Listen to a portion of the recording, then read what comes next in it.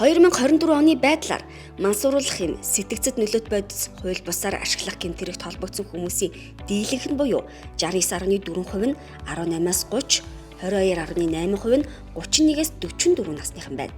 Хүйсийн хувьд 86% нь эрэгтэй бөгөөд 63.6% нь тодорхой эрхэлсэн ажилгүй хүмүүс байгаа бол дээрх гэмтэргийн 87.2% нь нийслэлд, 12.8% нь орон нутагт гарчээ. Тодорхойлбол Архангай, Баянхонгор, Сэлэнг, Дархан ул, Орхон, Дорноговь, Төв, Хөвсгөл аймагуудад бүртгэгдсэн байна. Ажил хөдөлмөр эрхлэх, сурч боловсрох насан дээрээ залуус мансууруулах юм сэтгцэд нөлөөт бодисыг ганц удаа сонирхож хэрэгэлснээр донтох эмхэгтэй болж цаашлаад бусдыг уруудах, бус төрлийн гэмтэргийн холбогдогч болох эрсдэл үүсдэг байна. За нэвтрүүлэг харт амигтай тэмцэх газраас үргэлжилж байна. Тэгэхээр энэ он гарснаас хойш мансууруулах юм сэтгцэд нөлөөт бодис хууль бусаар ашиглах ер нь хичнээн гэмтэрэг бүртгэгдэж шалгагдж байгаа байна. За 2025 оны 1-р улирлын байдлаар мансууруулах юм сэтгцэд нөлөөт бодистой холбоотой гэмтэрэг маань 66 гэмтэрэг бүртгэгдсэн. Өнгөрсөн оныхоо 1-р улирлын байдлаар авч үзвэл энэ гэмтэрэг маань 4-1 гэж буюу 5.7%-аар буурсан гэсэн юм эерэг үзүүлэлттэй байгаа. За энэ төрлийн гэмтэрэгт холбогдсон шалгагдсан насны байдлаар авч үзвэл 18-аас 35 хүртэлх насны залуучууд маань дийлэнх нь холбогдож байгаа. За энэ төрлийн гэмтэрэгт нийт насны байдлаар 35 хүртэл насны залуучуудын 91.2%-ийг эзэлж байгаа.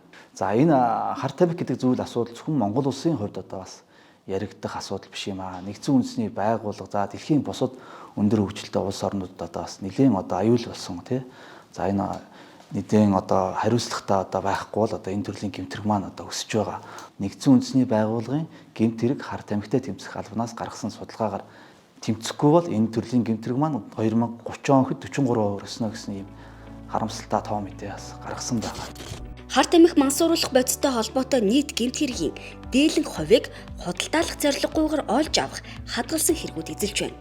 Тодорхойлбол 2024 онд хоригдсан мансууруулах юм сэтгцэд нөлөөт бодис тэдгээрийн түүхийн эдийг худалдаалах зорилгогүйгээр хууль бусаар бэлтгэсэн, хадгалсан, бусдад өгсөн олж авсан 345 хэрэг.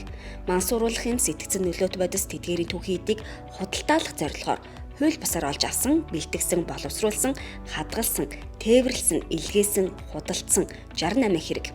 Энэ гэмтэргийг байнга тогтвортой үйлдсэн 6, энэ гэмтэргийг улсын хилээр нэвтрүүлж үйлдсэн 35 хэрэгт хэрэг бүртгэлт мөрдөн байцаалт явуулсан. За сүүлийн 5 жилийн хугацаанд нийслэлийн прокурорын газраас хяналт тавьж шүүхэр эцлэн шийдвэрлүүлсэн хэргүүдээс авч үзэхэд мансууруулах юм сэтгцэд нөлөөт бодисыг улсын хилээр хууль бусаар нэвтрүүлж үйлдсэн гэмтэргийн 50 гаруй нь бол олон улсын шуудан илгээ хэмжээг ашиглаж улсын хилээр нэвтрүүлсэн. За үлдсэн хувь нь бол иргэдэд дайвар ачаа байдлаар дайж явуулах. За мөн өөрийн бие тээврийн хэрэгсэл эд зүйлдээ нууж далдах дараагаар улсын хилээр нэвтрүүлж үйлдсэн төрлийн гэмтэрүүд байгаа. За Монгол улсын иргэд ихээр зочдог бүгд найрамдах Хятад ард улс, за Малайз, за бүгд найрамдах Турк улсаас ирж байгаа иргэдийн дайвар ачаанд бол сэтгцэд нөлөөт бодис мансууруулах юм нууж далдахаар улсын хилээр нэвтрүүлэх тохиолдлууд бас бүртгэгдэж байгаа. Ийм учраас иргэд бол бусдын дайвар ачааг төлбөртэй эсвэл төлбөргүйгээр авч улсын хилээр нэвтрүүлэхгүй байхад анхаарах шаардлагатай. Мансууруулах юм сэтгцэд нөлөөт бодисыг харагдах байдал хэлбэр шинжийг нь өөрчлөөд зүгээр энгийн чихэр, шоколад, набор юм шиг эсвэл хүүхдийн тоглоом, эд зүйлд нууж далдлах аргаар улсын хилээр нэвтрүүлдэг учраас энгийн иргэд бол нүдээр хараад ялгаж таних боломжгүй.